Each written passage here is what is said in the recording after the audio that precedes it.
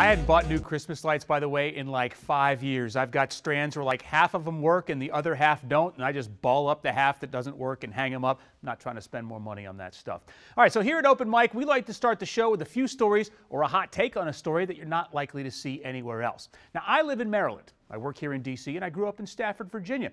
It's a DMV trifecta sweeter than Safeway-brand Neapolitan ice cream. Now, we launch into the nonsense tonight with a viewer submission that was just too good to ignore. Look at this. Maria N. sent us this picture with the message. Hi, Adam and Reese. Just had to share this misspelled sign at the Pentagon Metro. You have the clout to call attention to this embarrassing sign. Whoever's in charge of this should get a reprimand. What example are they giving our school kids? One has to be a good speller. It's elementary. It's elementary. Well played, Maria. You just out-dad joked the Channel 9 king of corny. Pentagon? Really? WMATA? You got no one doing quality control, and you got all these extra O's here too. I don't know what that's about.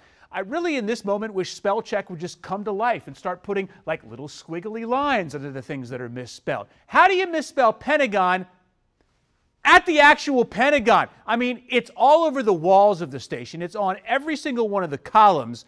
This was a bad mistake. Even Google won't let you misspell it. They'll stop you like, didn't you mean Pentagon, you big dummy? All right, so Google probably won't resort to name calling because that's just not cool, but isn't that what it feels like when it corrects you? Maria N., thank you for sending this in to us and to the employees at Pentagon Metro. Can somebody please get on this and fix this and take the O's down like you're telling me, ooh, look how scary our spelling is. Really, you're going to confuse the tourists. And for those of you who work at the Pentagon and you work hard safeguarding our country, please accept my apology on behalf of the city's mass transit agency. Chose this next story because it's currently pumpkin spice season, aka anything after July, essentially half the year. That means Christmas is coming. Now, a budgeting mom from the UK on TikTok has divided social media by claiming that Christmas lights are a waste of money in a video that lists 3 things your kids don't need to have a magical Christmas. I know how easy it is to get sucked into these products thinking that it's going to make a magical Christmas for your children, but just wanted to say that it isn't. You don't need to spend £50 on matching pyjamas that you're all going to wear once. Your children don't need a personalised Christmas Eve box. In my experience, I just fill them with stuff that they don't even look at. And you don't need to have all of these fancy lights outside of your house, paying the electricity bills on them, which cost a fortune. The magic of Christmas will be in the memories you make as a family. Tag a friend that needs to see this. The voices here in the studio are yelling, boo, you suck, go home.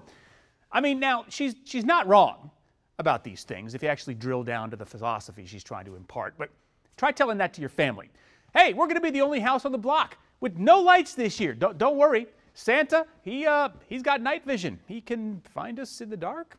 Now, to be fair, Christmas lights are a waste of money, and so is everything else she mentioned in the video, like matching pajamas for the family and fancy gift boxes.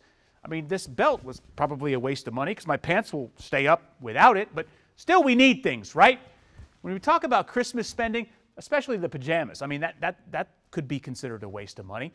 One family member's cute photo is another's blackmail threat, depending on just how tacky the outfits are. Well, pretty much everything Christmas-related is a waste of money if you actually think hard about it. The key is knowing how to pick and choose your cheapskate spots. Now, you know your family best. I hope. You better. Start buying gifts now. That's the key, right? Skimp on the things you know they won't miss. Trust me. Take it from a father who has navigated many a Christmas season with the loud, wrangling kids trying to keep them in check. Pay attention to which Christmas traditions your family is going to read you the riot act for trying to get rid of, and you just leave those ones alone.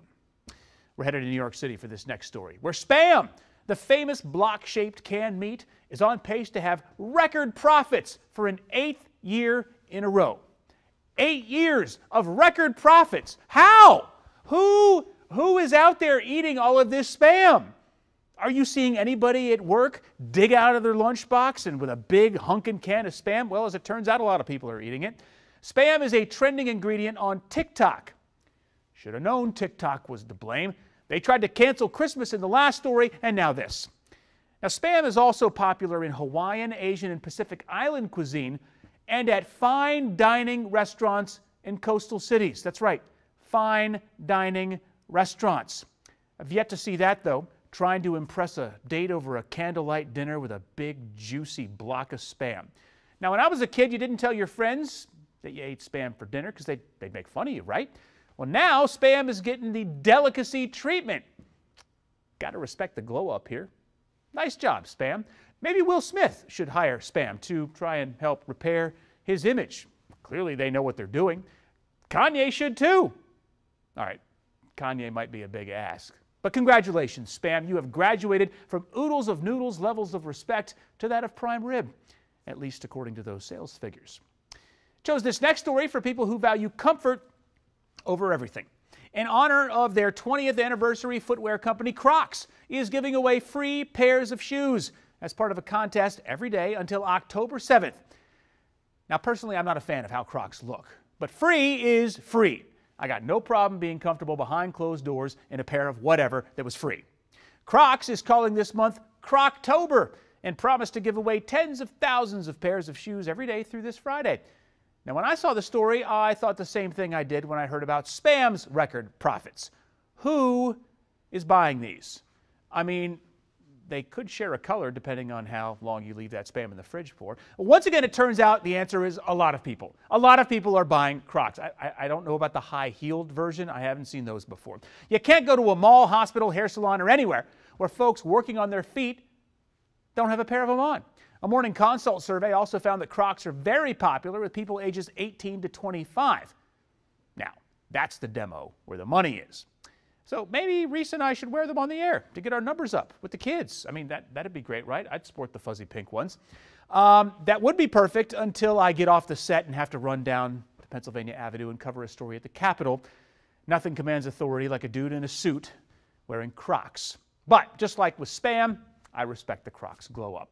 I refuse to be seen in them, but I respect them. Of course, I'm the same guy who will wallpaper myself with Maryland flag attire. So what do I know? Happy 20th birthday, Crocs, and good luck to everyone trying to score a free pair over the next few days.